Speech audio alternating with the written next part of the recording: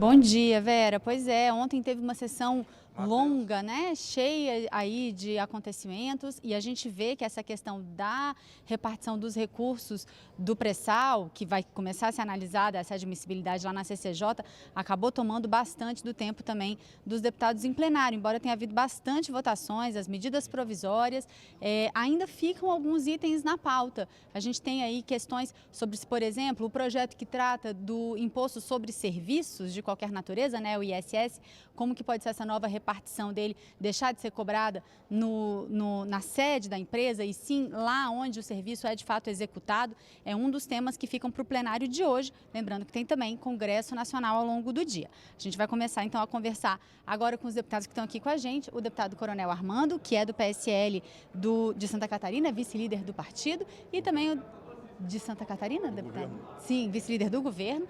E o deputado Idilvan, que é do PDT do Ceará e está aqui com a gente. Deputado, eu começo conversando com o senhor, então, sobre esse projeto do ISS. O senhor acha que ele já está maduro para ser votado? O senhor acha que tem possibilidade ainda de novas votações aqui, falando especificamente da Câmara no dia de hoje?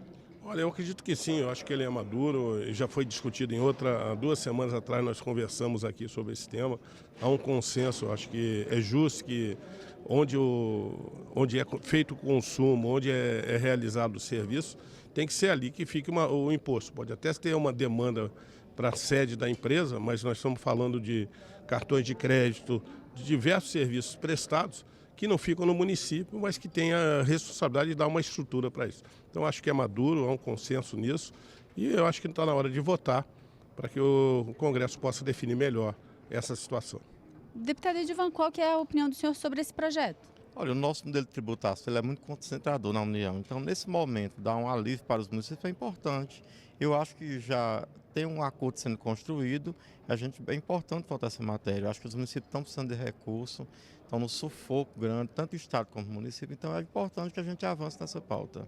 Vamos falar um pouquinho dessa polêmica que aconteceu ontem no plenário, na CCJ, essa expectativa de votação dessa proposta importante aí da repartição dos recursos do pré-sal, a questão da cessão onerosa.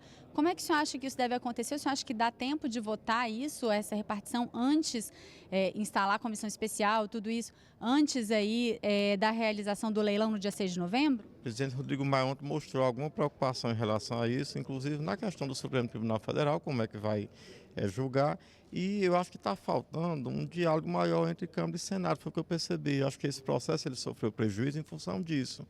Né? Algumas posições de senadores, inclusive do Ceará, o Cid Ferreira Gomes fez algumas falas e o líder um deputado de Alagoas também se ressentiu. Eu acho que falta mais diálogo entre essas duas casas, porque estão aí estados e municípios aí torcendo, esperando que isso aconteça o mais rápido possível. Inclusive já na expectativa positiva que esse dinheiro vai sair. Nós já estamos agora no começo de outubro, né? A expectativa é começo de novembro. Então eu acho que precisa o presidente da Câmara e do Senado sentar e conversar e chegar a um acordo.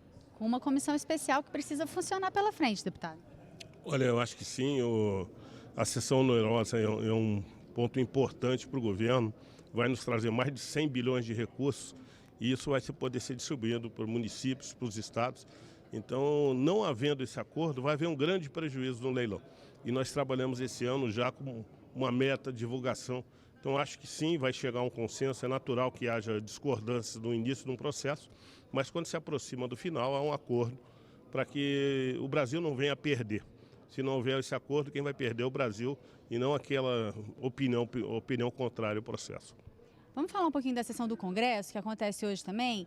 Tem 6 vetos trancando a pauta, a gente vai falar de alguns deles. O da lei que muda as regras eleitorais, que foi vetado, e a gente precisa, deputados e senadores precisam analisar. Estrutura das agências reguladoras, a criação da Autoridade Nacional que trata da proteção de dados, regulamentação da profissão de cuidador de idosos, a questão do prazo no julgamento de ações do Supremo Tribunal Federal. Já tem algumas semanas aí que tem sessão do Congresso, que os deputados e senadores se debruçam sobre esses vetos. O senhor acha que existe a possibilidade de vencer essa pauta de vetos presidenciais no dia de hoje, deputado?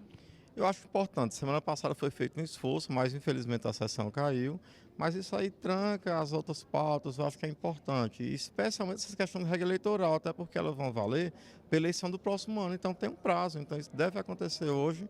Eu acredito que o acordo deve prevalecer entre os partidos e entre as casas. Não é polêmica essa questão, não? Esse veto não vai levantar muita polêmica lá no Congresso, não? Olha, hoje nós vamos ter uma medida hoje a partir das 13 horas, uma sessão conjunta, nós vamos votar os vetos.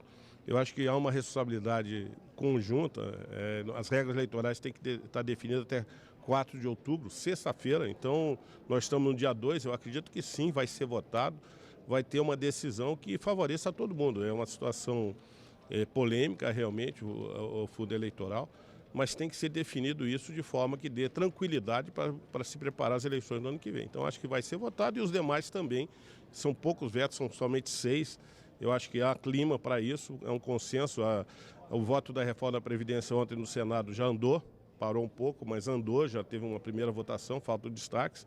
Então acredito que sim, vai ser votado, porque não tem outra medida hoje lá. Então dá sequência ao trabalho aqui.